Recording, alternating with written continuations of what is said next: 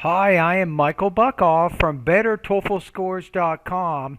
Free high quality TOEFL lessons. Today I want to take a look at the independent speaking rubrics. And really we can kill two birds with one stone here. Delivery is important for your independent speaking.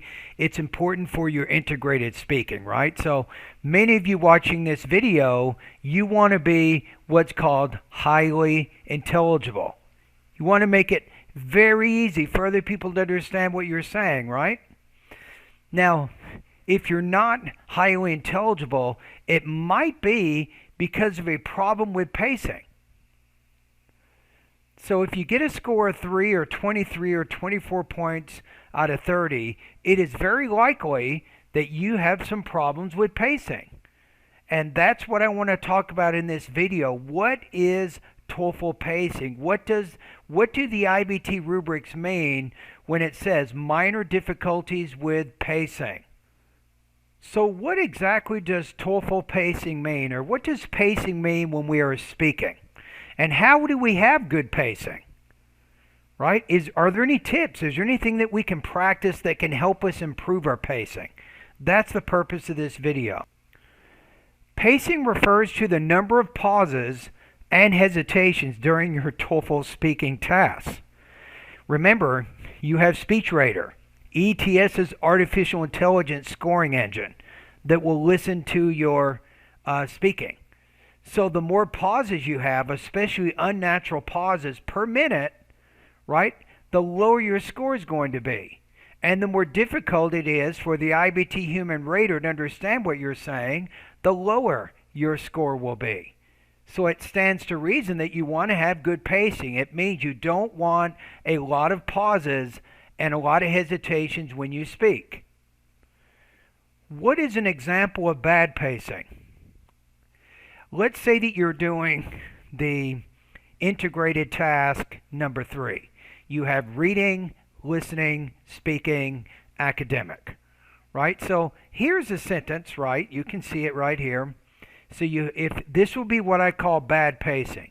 The author in the reading passage defines subliminal perception, and the speaker in the lecture gives an example to illustrate the concept. This would be bad pacing. I know as you recall information, you will have some pauses and some hesitations as you recall information from a reading or listening passage. But if you speak like this, if your pacing is like this, you will get a lower score. It's too many pauses. The speech rater is not going to like this, and it makes it more difficult for the human rater to listen to your ideas. What is an example of good pacing? Notice how in exactly the same sentence, I have one pause. Not 7 or 8, I have 1. The author in the reading passage defines subliminal perception, and the speaker in the lecture gives an example to illustrate the concept. That would be called good pacing. I paused right after my first independent clause and right before this coordinated conjunction, and then I spoke the next sentence with no pauses at all. I got to the end, my tone falls because I'm ending the sentence with a period. That would be good pacing. How do I know when I should pause when I speak? A lot of students tell me that. Well, Michael, how do I know exactly? How many pauses should I make in a 60-second speaking task? Right? Now, there's no exact answer for this, and you have to develop your own style, right? As you become more proficient, as you become more fluid in your speaking, you'll have fewer pauses, you'll have natural type breaks in the sentences that you speak, and it'll be very easy for others to understand you. Now, generally, if I gave you a rule, I hate to give you a rule because remember that each of us has our own speaking styles, but generally speaking, you should pause after every 5 to 6 stressed syllables or after natural grammatical breaks in your sentences. For example, after a prepositional phrase or after a dependent clause of some sort. But generally, 5 to 6 stressed syllables. Now, when we talk about stressed syllables or stressed words, I'm talking about nouns, adjectives, adverbs, and verbs. So if you look at the sentence here, we have, if we look at the first pause, we have author, reading, passage, defines, subliminal, perception. 1, 2, 3, 4, 5, 6. Because these are 6 stress words, these are what we call content words. We pause after basically 5 to 6 stress words in the sentences that we speak.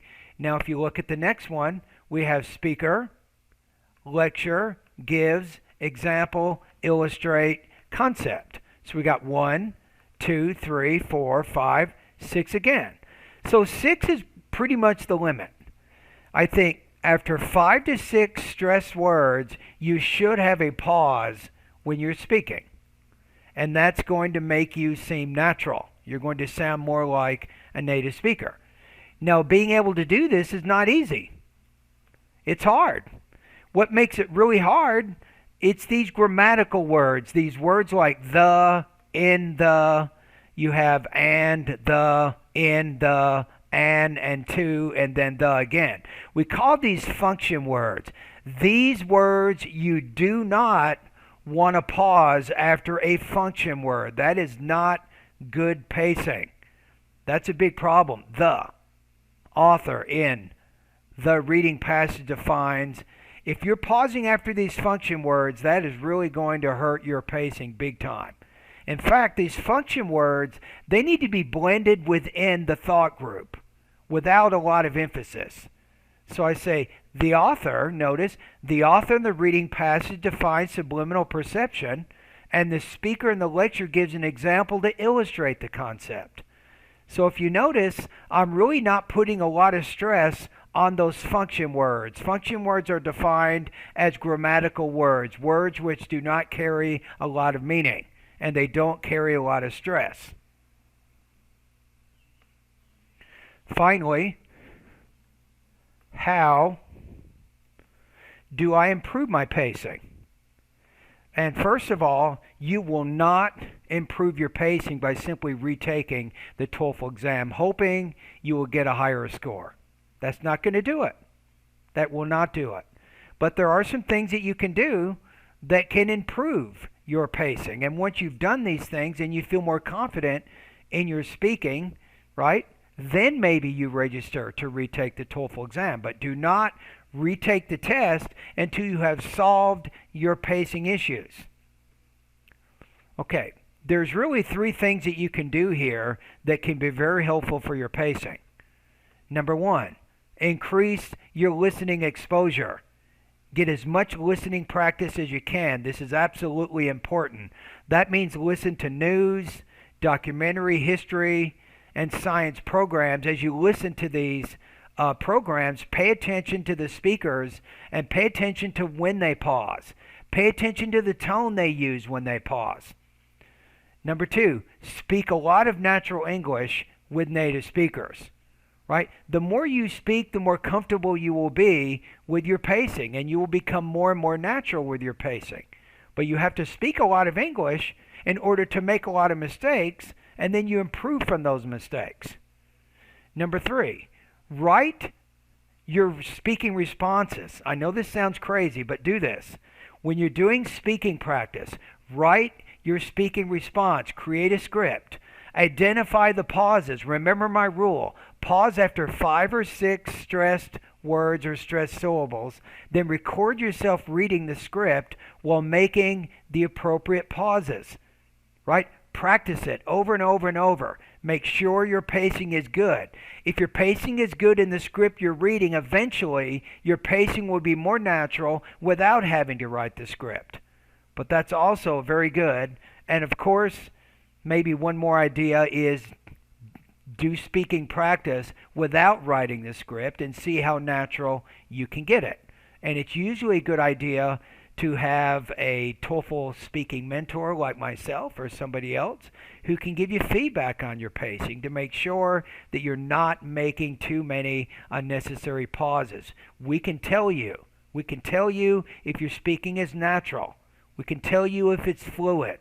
We can tell you if you're blending your words within your thought groups. We can give you feedback on those things. You may not be able to identify your progress in these areas. It's usually better to get a second opinion. And these are some things that you can do to improve your pacing. And remember that the whole purpose here, by improving your pacing, right, if you look at the actual rubrics, right, the goal is you don't get stuck in the 3 range. This is what you do not want. Because if you get stuck here and you have minor difficulties with pacing, that prevents you from getting a higher score, which means you're not scoring 26 points or higher. So this is an important area in your delivery that you have to improve on in order to continue to make progress with your TOEFL speaking. And thank you for watching this video. If you have any questions at all, notice up above in my blog there, you can ask me any questions. You can email me. You can make a comment. You can post in the comments below this video.